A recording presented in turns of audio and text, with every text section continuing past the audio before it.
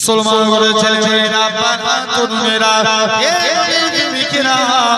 হযরতে আসিম বলে, ও বাবা মুরিদেরা, আমি আসিম একদিন ঘুমিয়ে আছি, হঠাৎ করে দেখি আল্লাহ নবী দিন দুনিয়া বাদশাহ হাবিবুল্লাহকে জনাবে মুহাম্মদুর রাসূলুল্লাহ সাল্লাল্লাহু আলাইহি সাল্লাম আমি আসিমের বাড়ি চলে আসলেন। আমি আসিম আল্লাহ নবী সম্মানে দাঁড়িয়ে গেলাম, আল্লাহ নবী তাজিমে দাঁড়িয়ে গেলাম।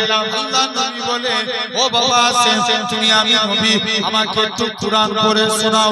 আল্লাহ নবী সম্মানে দাঁড়িয়ে কুরআন খানা পড়ি, কুরআন পড়া কমপ্লিট হয়ে গেল। আল্লাহ নবী বলে, ও বাবা আসিম, তুমি আমায় একটু জিহ্বাখানা বার করে দাও। হযরতে আসিম বলে, আমি জিহ্বাখানা বার করে দিলাম। আল্লাহ নবী একটু কানি থুতু লাগিয়ে দিল। হযরতে আসিম বলে, আল্লাহ নবী থুতু লাগার সাথে সাথে আমি আসিমের মুখ থেকে আমার আল্লাহ খুশবু চালু করে দিয়েছে। মাশাআল্লাহ, জেনে রেখে দেন, তাহলে সেই নবী আল্লাহ বলছে, যাও সব নবীর মধ্যে আমি আল্লাহ একটা করে গুণ দিয়েছি, আর আমার হাবিবুল্লাহর মধ্যে 20টা নবীর গুণ ভরে দিয়েছি। কটা নবী? 20টা। গীত গুনে নেন, আতুকা আদম, মারিফাতা সিসি, সুজাতা নূহ, খুল্লাতা ইব্রাহিম, লিসানা ইসমাঈল, রেদা ইসহাক, ফাসাহাতা সালেহ, হিকমাতা লূত, বুসরা ইয়াকুব, জামালা ইউসুফ, সাবরা আইয়ুব, তুআতা ইউনুস, জিহাদা ঈসা, সাউতা দাউদ, হাব্বা দানিয়াল, ওকারা ইলিয়াস, জুহুদা ঈসা, কুওয়াতা মূসা, হাইবাতা সুলাইমান ওয়া ইলমাল খিজির। এই 20টা নবীর গুণ আমার মুস্তাফার মধ্যে দিয়ে দাও। জোরে বলো। 20টা, একটা করে বলতে গেলে সারা রাত চলে যাবে, জাস্ট একটা আলোচনা করি। আল্লাহ বলছে, যাও সাবরা আইয়ুব নবীর সবর আমার নবীর মধ্যে দাও। কার সবর? আইয়ুব নবী। আচ্ছা, আইয়ুব নবীকে আল্লাহ সবর দিয়েছিল না দেয়নি? কোন আইয়ুব নবী? হযরতে আইয়ুব আলাইহিস সালাম। আল্লাহর ফেরেশতারা বলা কোয়া করছে, আল্লাহ তোমার আইয়ুব মনে হচ্ছে তোমাকে আগের মতো ভালোবাসে না। ফেরেশতারা বলছে, আল্লাহ বলছে, না রে, আল্লাহ আগের মতো ভালোবাসে। পরীক্ষায় চলে যাও আইয়ুব নবী, পরীক্ষায় আইয়ুব নবী যত গবাদি পশু চাষ করেছিলেন, একে একে সব পশু মারা গেল। আচ্ছা, আমাদের যদি এরকম বড় ক্ষতি হয়ে যায়, আমরা কান্নাকাটি করি। আইয়ুব নবী তখন বলে, আল্লাহ তুমি যাতে রাজি, আমি আইয়ুব তাতে রাজি। আবার যত ফসল চাষ করেছিলেন, একে একে সব ফসল নষ্ট হয়ে গেল। আবার আইয়ুব নবী বলে, আল্লাহ তুমি যাতে রাজি, আমি আইয়ুব তাতে রাজি। এরপরে আল্লাহ রোগ দিলেন, কুষ্ঠ রোগ। কুষ্ঠ রোগ আস্তে আস্তে হাঁটা বড় হয়ে গেল। আইয়ুব নবী বলে, আল্লাহ আমি সহ্য করতে পারি না। এভাবে 18 বছর আইয়ুব নবী ঘায়ের মধ্যে পড়ে আছে। 18 বছর। আল্লাহ এখনো বলছে, তুমি যাতে রাজি, আল্লাহ আমি আইয়ুব তাতে রাজি। আল্লাহ বলছে, যা। 18 বছর একদিনকার কথা। আইয়ুব নবী দুটো পোকা এমন কামড় দিচ্ছে, পোকার কামড় সহ্য করতে পারে না। মুসলমান ঘরের ছেলেমেয়েরা, তরুণেরা, আপনার মানুষেরা, শুনে রেখে দেন, আল্লাহ পাকের পয়গম্বর হযরতে আইয়ুব নবী দুটো পোকা হাত থেকে বার করে জমিনে ফেলে দিলেন।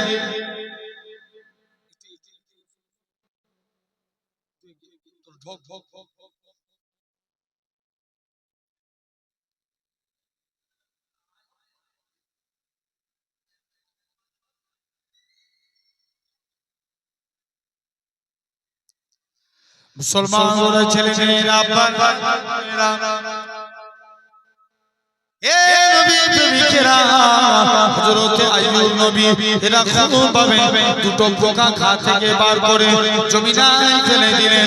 আইয়ুব নবী বলে আল্লাহ আপনি যাতে রাজি, আমি আইয়ুব নবী তাতে রাজি। এরকম ভাবে আল্লাহ পাক আপনাকে আমাকে পরীক্ষা করবে, আল্লাহ পাক কাউকে টাকা দিয়ে পরীক্ষা করবে, আবার আল্লাহ পাক কারুকাই দিয়ে টাকা কেটে নিয়ে পরীক্ষা করবে। আল্লাহ পাক এরকম ভাবে ফেরাউনের কাছে আসিয়াকে পরীক্ষা করেছিলেন। আমার আল্লাহ জানে আসিয়া আমি আল্লাহ পাক আমাকে কতটা মহব্বত করে ফেরাউনের কানে পৌঁছে দিল। এ বাদশা ফেরাউন, আমার আসিয়া তোমাকে প্রভু বলে মানে না, আমার আসিয়া তোমাকে রব বলে মানে না, আমার আসিয়া তোমাকে আল্লাহ বলে মানে না। ফেরাউন আসিয়াকে ডাক দিল, এ আসিয়া রে, তুমি কি আমি ফেরাউনকে প্রভু বলে মানো না? আসিয়া তিনটে বাচ্চাকে সামনে রেখে ফেরাউনকে জবাব দিয়েছিল, এ দুনিয়া বাদশা ফেরাউন, আমার আসিয়া তোমাকে প্রভু বলে মানে না, আমার আসিয়া তোমাকে রব বলে মানে না, আমার আসিয়া তাকি আল্লাহ বলে মানে। জিল্লাহি মা ফিস সামাওয়াতি ওয়া মা ফিল আরদ, জমিন আসমানের একমাত্র মালিক সেই আল্লাহকে আল্লাহ বলে মানে। তোমাকে আল্লাহ বলে মানে, চলে যাও, শুনছো তো? তাহলে আল্লাহ বলছে যাও, এরা আইয়ুব নবীর সবর আমার নবীর মধ্যে দাও। জোর করে বলো, আইয়ুব নবীর সবর যাও আমার মুস্তাফার মধ্যে দিয়ে দাও। আল্লাহ হাবিবকে বললেন, হাবিব চলে যাও, তুমি মক্কার জমিনে চলে যাও। যে মুসলমান করে ছেলে মেয়েরা, বাচ্চা তরুণেরা,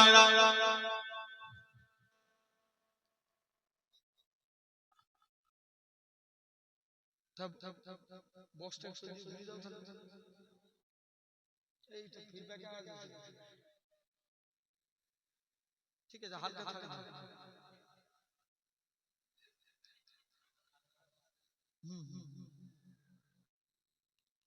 মুসলমান ছেলে মেয়েরা, বাচ্চা তরুণেরা, হে নবী প্রেমিকেরা, এরকম ভাবে আল্লাহ পাকের পয়গম্বর এরকম ভাবে আল্লাহ পাক নবীকে পাঠিয়ে দিলেন।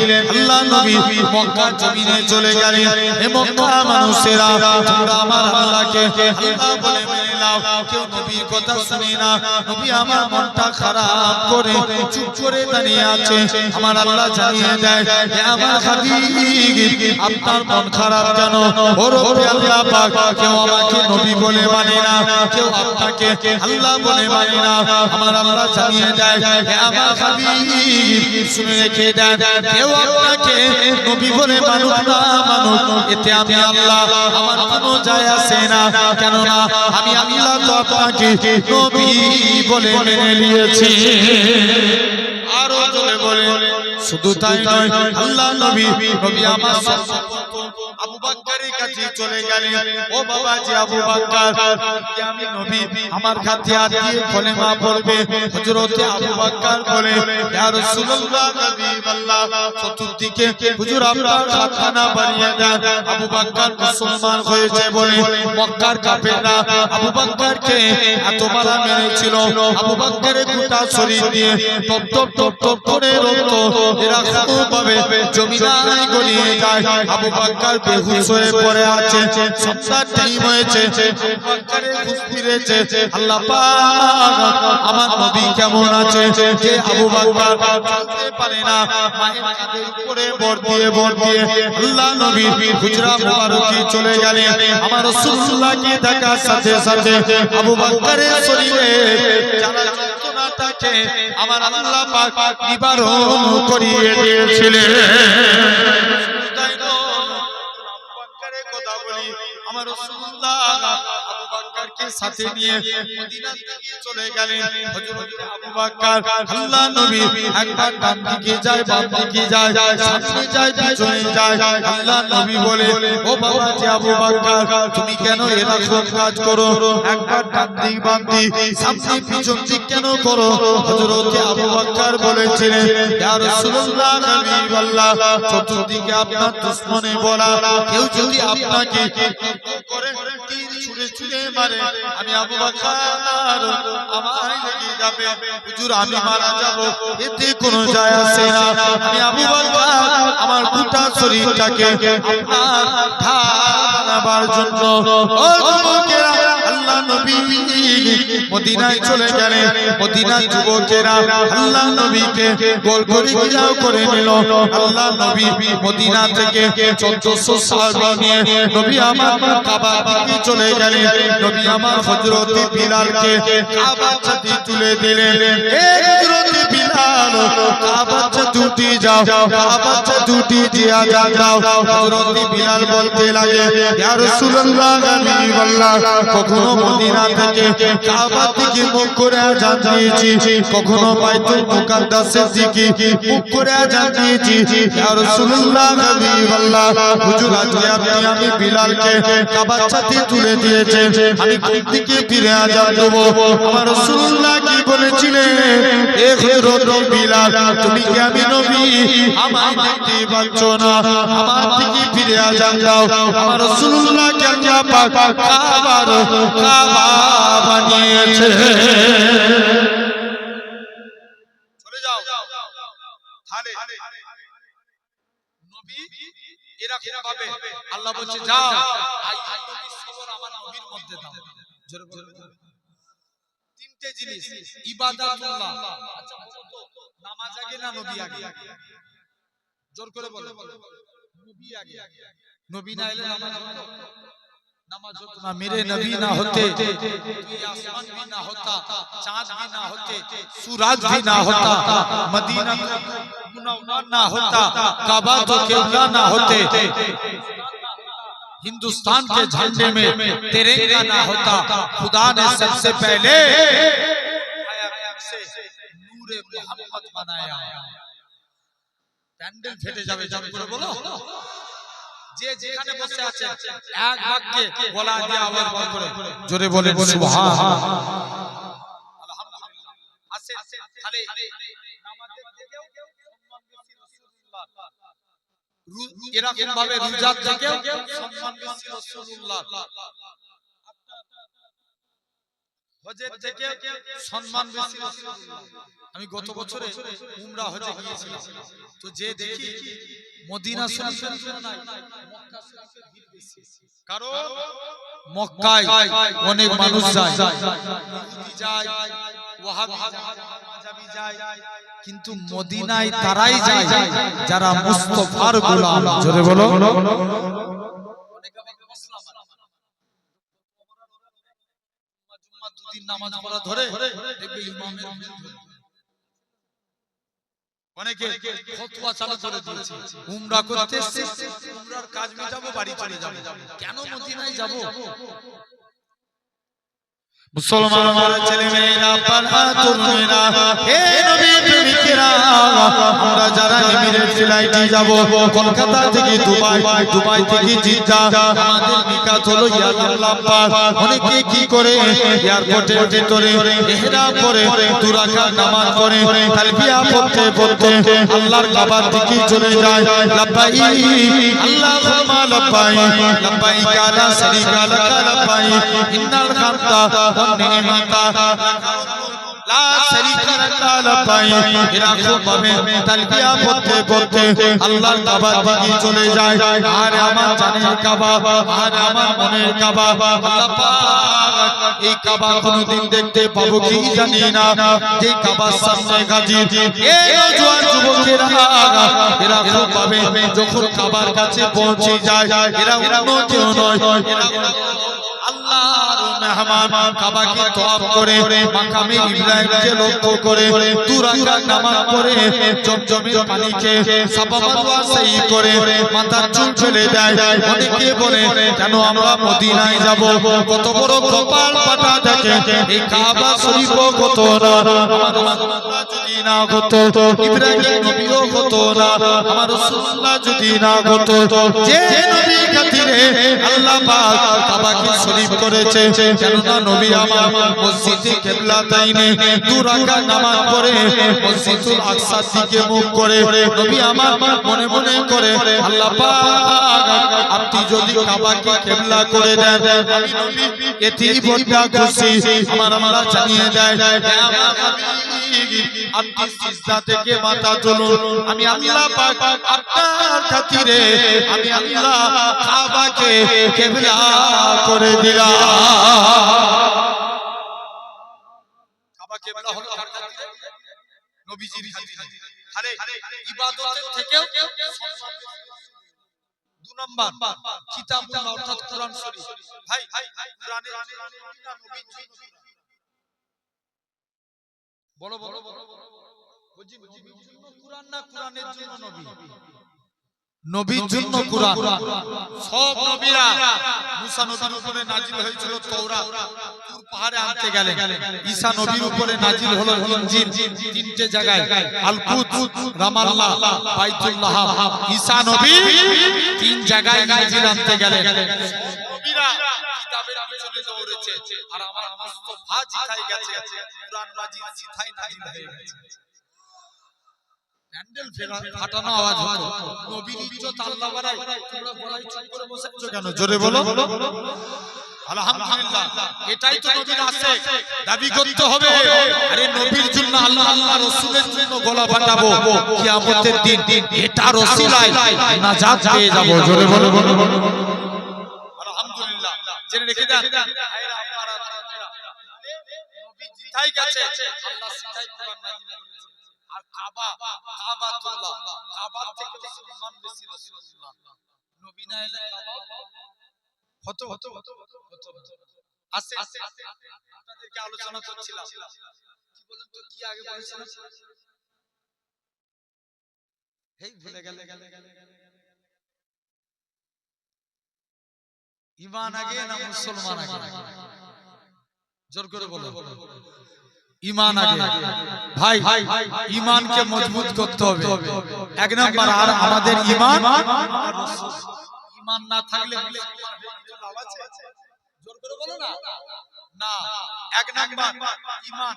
আমাদের ঈমান চার প্রকার। এক নাম্বার ইলমুল ইয়াকিন, জ্ঞানের দ্বারা। কথা বল, একটা ছেলে শুধু কথা বলছে, বলো বলো বলো বলো। কিসের দ্বারা? জ্ঞানের দ্বারা। আল্লাহ তোমার আমার জন্য দুটো রাস্তা রেখেছে, একটা ভালো আর একটা খারাপ। ভালো রাস্তায় হাঁটলে জান্নাত, খারাপ রাস্তায় হাঁটলে জাহান্নাম। আমরা ভালো রাস্তায় হাঁটবো, কিসের দ্বারা সিলেক্টেড করে? বলো বলো। ভালো রাস্তায় হাঁটবো না খারাপ রাস্তায় হাঁটবো, কিসের দ্বারা সিলেক্টেড করি? কিসের দ্বারা? জ্ঞানের দ্বারা। দিমাগ, এটার নাম ইলমুল ইয়াকিন। জ্ঞানের দ্বারা। এক বান্দা শুনেন কেমন জ্ঞান দেখেন, বান্দা জাহান্নামের ভিতরে দাউ দাউ করে জ্বলছে, আল্লাহর নাম ধরে ডাকছে, ইয়া রহমান, ইয়া হান্নান, ইয়া মান্নান। তুই ডাকছিস কেন? আল্লাহ জাহান্নামের ভিতরে জ্বলছে, আমাদের শরীরে জাহান্নামের কষ্ট আল্লাহ সহ্য করতে পারবে না। কি চাস? জাহান্নামের ভিতরে একটা গাছ আছে, ওই গাছের মধ্যে বসতে চাই, যা তাই করে দে। আর ডাকবি আল্লাহ আমি কি একবার জাহান্নামের গেটে যেতে পারবো না? যা তাই করে দিলাম। আর ডাকবি আল্লাহ একবার কি আল্লাহ জান্নাত জাহান্নামের মাঝখানে যেতে পারবো না? আল্লাহ বলবে যা তাই করে দিলাম। আর ডাকবি যা চলে যা। আবারও ডাকে আল্লাহ আমার জন্য কি একবার জান্নাতের দরওয়াজা খোলা যাবে না? আরেকটু জোর করে বলো। যা তোকে জান্নাতের দরজা খোলা দিলাম। তুই আর ডাকবি? আচ্ছা বুঝাও তো, ওয়াই ছিলে বান্দা ছিল কোথায়? জাহান্নামের কোথায়? জান্নাতের গেটে। আল্লাহ একবার কি জান্নাতের ভিতরে পা রাখতে পারবো না? মুসলমান ঘরে ছেলে মেয়েরা বাবা তরুণেরা এই নবীর প্রেমিকেরা এ আমনাগার মানুষেরা খুব খেয়াল করে শুনো বান্দা খানা এরা খুব পাবে আমার আল্লাহ জানিয়ে দেয় ওই আমার বান্দারে তোরা একবার আমাকে আল্লাহ বলে ডাক আমি আল্লাহ তোদের ডাকে 10 বার বান্দা বান্দা করে সারা দেব তোরা যদি দুবার ডাকি 20 বার সারা দেব তোরা যদি 3 বার ডাকি 30 বার সারা দেব তোরা যদি 5 বার ডাকি 50 বার সারা দেব বান্দারে তোরা যদি আমাকে 100 বার আল্লাহ আল্লাহ বলে ডাকিস আমি আল্লাহ তোদের ডাকে 1000 বার বান্দা বান্দা বলে সারা দেব আমার আল্লাহ জানিয়ে দেয় ওই আমার বান্দারে আমি আল্লাহ তোকে জাহান্নাম থেকে বের করে জাহান্নামের কাছে বসিয়েছি জাহান্নামের আমি আল্লাহ তোকে জান্নাত জাহান্নামের মাঝখানে এনেছি জান্নাত জাহান্নামের মাঝখান থেকে আমি আল্লাহ তোকে জান্নাতের মনোরম দৃশ্য দেখিয়েছি আর আমি আল্লাহ কি পারি না তোর জীবনের পাখার গুনাহটাকে ক্ষমা করে দিয়ে আমি আল্লাহ তোকে আমার রহমতের দয়ার জান্নাত দিয়ে দিলাম ও তাহলে বান্দা কি চালাক এক বান্দা কিয়ামতের দিন তার আমল ওজন করা হবে একটা নেকি শোধ করে গেছে কটা আল্লাহ কি বলবে আল্লাহ আমাকে ছেড়ে দাও না খোদা আমি একটু দুনিয়ায় এই কিয়ামতের দিন আমার আত্মীয় স্বজন আছে তাদের কাছে যাই একটা নেকি সাহায্য করে আল্লাহ দিয়ে যাব আল্লাহ বলছে বান্দা চলে যা আমি আল্লাহ তোকে নেকি দিতে পারবো না চলে যা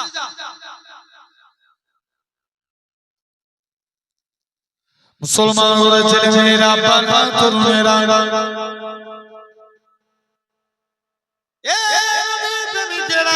বান্দা খারাপ কোটি কোটি বান্দার ভিতরে নিজে বাপের কাছে চলে যাবে ও জনদাতা বাবা বাবা জান আপনি আমায় একটা নেকি দেন বাপ বলবে বাবা ছেলে আমি তোকে নেকি দিতে পারবো না নিজের মায়ের কাছে যাবে ও দুঃখী মা গো তুমি আমাকে একটা নেকি দাও মাও তাড়িয়ে দিবে বাবা এখন আমার হিসাব নিকাশ হয়নি আমি কোথায় নেকি পাবো মাও তাড়িয়ে দিবে নিজের স্ত্রীর কাছে যাবে ও আমার স্ত্রী তুমি আমাকে একটা নেকি দাও স্ত্রীও তাড়িয়ে দিবে নিজের ছেলে পুলেদের কাছে যাবে এ আমার সন্তানেরা তোমরা আমাকে একটা নেকি দাও তারাও তাড়িয়ে দিবে স্ত্রীও তাড়িয়ে দিবে বান্দাটা হাউ হাউ করে কাঁদতে কাঁদতে আল্লাহ আরশে আজিমের দিকে চলে আসবে আল্লাহ এবারে মনে হয় আমাকে জাহান্নামে যেতেই হবে ওই বান্দাটার কান্না দেখে একটা বান্দা জাহান্নামে এই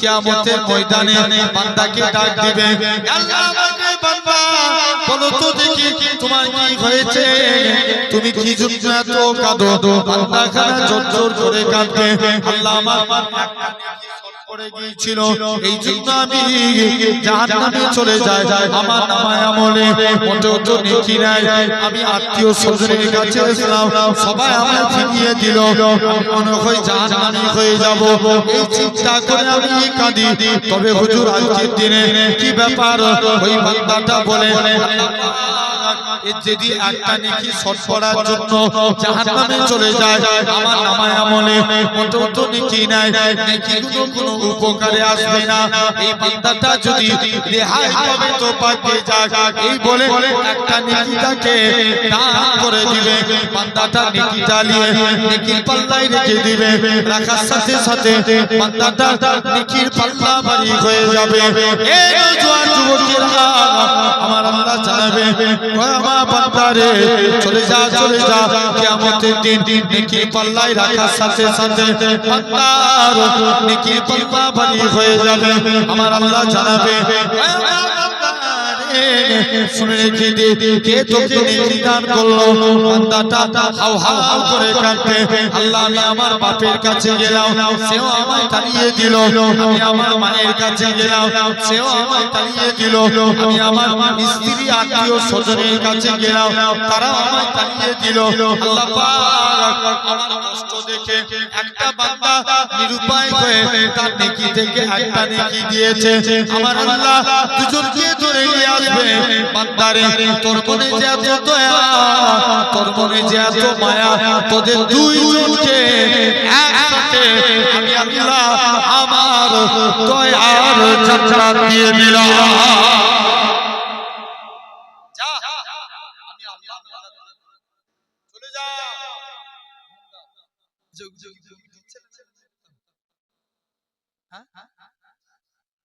একটু চলে শোনা, চলে শোনা, এখানে গ্যাপ আছে তো। চলো পিছনে বসতে দিবেন ওদেরকে।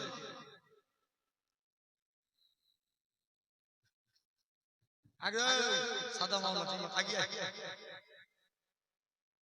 আবার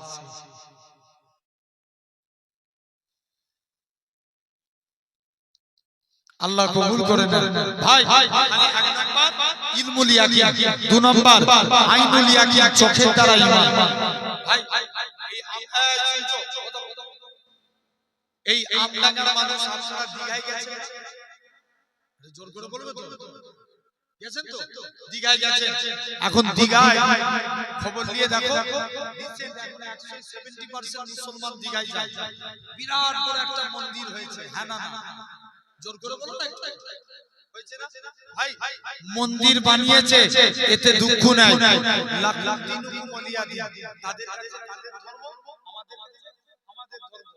কিন্তু বলো 1600 কোটি টাকা খরচা করে দীঘার জমিনে যদি মন্দির হতে পারে, এটা তো সেকুলার জমি দিয়া 50 লাখ টাকা খরচা করে মসজিদ বানানোর দরকার আছে না? ভুল বলছি? অনেকে হয়তো বলতে পারে ভাই নিজের গ্রামে নামাজ গাইছে, নামাজ পড়বে, এজন্য তো বলা নয়। লিঙ্গ দেখিয়ে মসজিদ ভাঙে, বাবরি মসজিদ ভাঙিয়ে দেখিয়ে, রাম মন্দির দেখিয়ে, জ্ঞানপাপী মসজিদ লক করে রেখেছে শিবলিঙ্গ দেখিয়ে। খবর নিয়ে দেখো আবার খাজা হাজারের মাজার ভাঙবে বলছে, আপনার শিবলিঙ্গ বলছে খাজা হাজারের মাজারে শিবলিঙ্গ দেখা গেছে। বলেন নাউজুবিল্লাহ, কোন খাজা গাড়ি বানাবার? বাদশা আলমগীর তিনি একদিন কুরআন পড়ছে, কুরআন পড়তে পড়তে কুরআনের একটা আয়াত পড়ছে, আলা ইন্না আউলিয়াল্লাহি লা ইয়ামুত, আল্লাহ যারা এরা মরে না, মরেও এরা জিন্দা। জোরে বলো। চলো দিল্লি জমিনে প্রতিটা কবরস্থানে যাব, যে সালাম দেব উত্তর পেলে জানবা আল্লাহর ওলির কবর, না পেলে জানবো এটা আল্লাহর ওলির কবর হতে পারে না। চলো দিল্লি জমিনে চলে গেল। মুসলমান ঘরের ছেলেমেয়েরা, পাগল তরুণেরা, প্রেমিকেরা, এরা খুব ভাবে বাদশা আলমগীর প্রথম একটা কবরস্থানে গেলেন, প্রথমবার সালাম দেয়, আসসালামু আলাইকুম, ইয়া হালাল কবর, কবর থেকে কোনো আওয়াজ আসে না। দ্বিতীয়বার সালাম দেয়, আসসালামু আলাইকুম, ইয়া হালাল কবর, দ্বিতীয়বারও কোনো আওয়াজ আসে না। বাদশা আলমগীর বলে, এ আমার সৈন্যরা, কবরটাকে ভেঙে দাও, এটা কোনো আল্লাহ পাকের ওলি বান্দার কবর হতে পারে না। এরা খুব ভাবে কবর বাঁধতে বাঁধতে 104 রতি কবর ভাঙা হয়ে গেল। কবরটা এরা খুব ভাবে আস্তে আস্তে করে 104 রতি কবর ভাঙা হয়ে গেল। অবশেষে দিল্লি জমিনে খাজা গাজী নামাজে কবরের দিকে চলে গেলেন। প্রথমবার সালাম দেয়, আসসালামু আলাইকুম, ইয়া ওলি আল্লাহ, খাজা হুজুরের কবর থেকে কোনো আওয়াজ আসে না। দ্বিতীয়বার সালাম দেয়, আসসালামু আলাইকুম, ইয়া ওলি আল্লাহ, দ্বিতীয়বারও কোনো আওয়াজ আসে না। তৃতীয়বার সালাম দেয়, আসসালামু আলাইকুম, ইয়া ওলি আল্লাহ, সঙ্গে সঙ্গে খাজা হুজুরের কবর থেকে ওয়া আলাইকুমুস সালামের আওয়াজ ভেসে উঠেছে।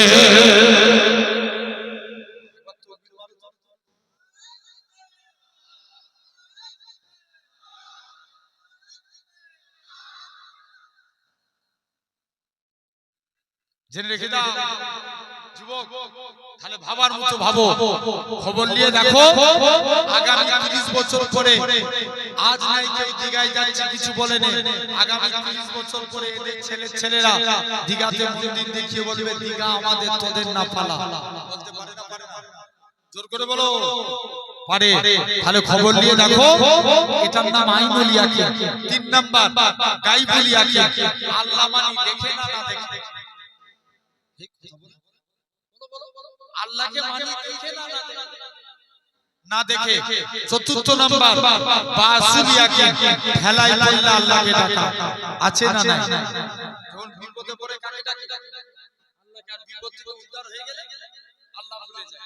আসো এরপরে মুসলমান ভাই, মুসলমান আবার দুই প্রকার, একটা মুসলমান আর একটা ইমানদার মুসলমান। একটা মুসলমান আর একটা ইমানদার মুসলমান। ভাই সালমান খানও মুসলমান, শাহরুখ খানও মুসলমান, বড় বড় পার্টির নেতারা এরাও মুসলমান। এরা মুখে পড়ে লা ইলাহা ইল্লাল্লাহ, আবার দেব-দেবীর কাছে মাথা নত করে, কিন্তু হওয়া লাগবে ইমানদার মুসলমান। এই যে প্যান্ডেল করেছে, ছুটি না দিলেই প্যান্ডেল দাঁড়াতো? জোর করে বলো, জীবনে দাঁড়াতো না। ইসলামেরও 5টা খুঁটি, কলেমা, নামাজ, রোজা, হজ, যাকাত। জেনে রেখে দেন। তাহলে আমাদেরকে হওয়া লাগবে ইমানদার মুসলমান। একবার জোরে বলো ইমানদার মুসলমান। 1 নাম্বার কলেমা মানার দরকার আছে না নাই? জোর করে বলো। এখন দিকে দিকে লক্ষ্য করে দেখো, কলেমাকে মিটানোর চেষ্টা চলছে, কলেমাকে ব্যান করে দেওয়ার প্রচেষ্টা চলছে। এই তো 1 সপ্তাহ আগে আমার পাশের রাজ্য উড়িষ্যা, ওখানকার একটা বাঙালির একটা যুবক ছেলেকে জয় শ্রীরাম না বলার কারণে পিটিয়ে মারা হয়েছে। শুনেছেন না আপনারা? নিউজে দেখেছেন না? এই রিসেন্ট কদিন আগে 5 লক্ষ কণ্ঠে গীতা পাঠ অনুষ্ঠান হলো। একটা চিকেন প্যাটিস वाला রেজাউল নাম, শেখ রেজাউল, তাকে মেরে, তাকে মানা করে দিতে পারতো যে এখানে বিক্রি করুন, সে চলে আসতো, কিন্তু তাকে মেরে তার মালপত্র নষ্ট করে কান ধরে উড়ে উড়িয়ে তাকে বিক্রি করেছে। জেনে রেখে দাও ভাইরা, এরা সবাই চায় ইসলাম মিটে যায়। তাই তো লক্ষ্য করে দেখে, আমার কওমকে দেখে দেখে এরকম স্লোগান দেয়। যারা এরকম পাগলামো করবে এদেরকে ধরার দরকার আছে না নাই? আরো জোরে বলো। সব সময় তো আবু বকরের সুন্নাত পালন করি, যা বলে কথা মেনে নি। মাঝে মাঝে ওমর হওয়ার দরকার আছে না নাই? কেউ বলতে পারবে? নবীর ব্যাপারে, কোরআনের ব্যাপারে, ইসলামের ব্যাপারে কেউ কথা বললে আবু বকর কেঁদে যারে যার হয়ে যেত, ওমরের উলঙ্গ তলবার উঠে দাঁড়িয়ে যেত। জোরে বলবে না? তাহলে ওমরও ভুল করেন, কারণ তার সম্পর্কে নবী বলছে আমার পরে যদি কেউ নবী হতো ওমর তুমি নবী হতে। শুনছো? সেই তাহলে আসেন এই কলিমাকে হাজারো লক্ষ করে দেখো দিকে দিকে আমার কওমকে। এই তো রিসেন্ট কদিন আগে কেন্দ্রীয় থেকে 3 তালাক করে দিয়েছে। কদিন আগে ওয়াকাফ অ্যামেন্ডমেন্ট বিল পাস করেছে পার্লামেন্টে। আচ্ছা বলো তো, তোমাদের এলাকায় মসজিদ আছে না? মসজিদের জায়গাটা গ্রামের লোক দান করেছিল না বাইরের লোক? মসজিদটা তৈরি করেছে নিজেদের টাকা দিয়ে না বাইরের টাকা দিয়ে? নিজেদের টাকা দিয়ে, মেহনতের টাকা দিয়ে। এখন যদি এটা আইন পাস হয়ে যায়, জায়গা কার হবে? সরকার তো বলতেই পারে এই প্যারাবেরিয়ার মানুষ শুনো, তোমাদের আজকে দিনে জানিয়ে দিলাম, প্যারাবেরিয়ার মানুষ শুনো, তোমাদের মসজিদটা ভাঙবনি, তবে বছরে 1 লাখ টাকা ভাড়া দাও। তোমাদের কবরস্থান লুবনি, 1 লাখ টাকা ভাড়া দাও। তাহলে এটার বিরুদ্ধে যারা এই ধরনের কাজ সিস্টেম চালু করতে চায়, এটার বিরুদ্ধে আন্দোলন করার দরকার আছে। আর বিড়ালের মতো আওয়াজ দিয়ে বললে হবে না, সিংহের মতো আওয়াজ দিয়ে বলো। এরকম আন্দোলন করার দরকার আছে না? জেনে রেখে দাও ভাইরা, দেখবেন আমরা বিশ্বাস করে ফেলি অনেককে। কেউ ডাইরেক্ট করে, কেউ খবর নিয়ে দেখো বলা হয়েছিল আমার রাজ্যে ওয়াকাফ নিয়ে আন্দোলন করার দরকার নেই, কিন্তু খবর নিয়ে দেখো আমার রাজ্যে ওয়াকাফ আইন চালু হয়ে গেছে। কথা বলে না কেন? আমি ভুল বলছি?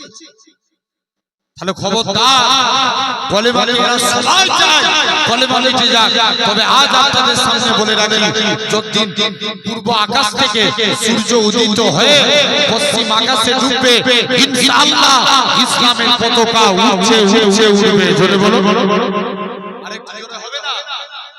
মাশাআল্লাহ, নবীর একজন সাহাবী ছিলেন, তিনার দুইটা চোখ ছিল অন্ধ, দুটো চোখই অন্ধ। নবীর কাছে গেছে, অনুমতি দেন একটু জিহাদে ময়দানে যাই।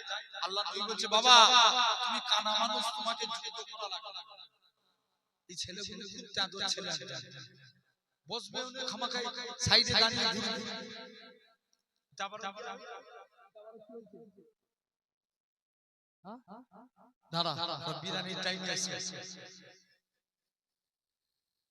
ভাইরা আপনারা বোনেরা একবার মহব্বতে দরুদ আল্লাহুম্মা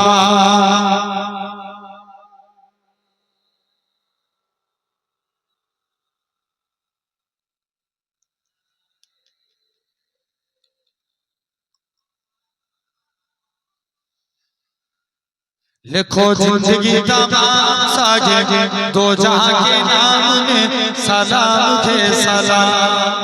जरे होवे ना हाथ उঠিয়ে জোরে বলো সুবহানাল্লাহ। তোমরা ভাই ভাই তোমার পীরের আওলাদ বলছি তো হাত ধরো।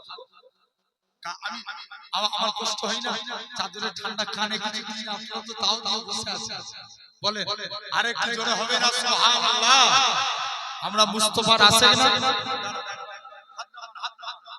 এই বাস থেকে এই দিকটায় যারা বসে আছেন এই লাইনটা একটু তাকবীর দেন তো দেখি মিললে ভাই ভাই এই বাস থেকে ওই দিকটা প্রথম থেকে শেষ পর্যন্ত না রে হেরে যাবে যাতে কাছে দাঁড়াও দাঁড়াও।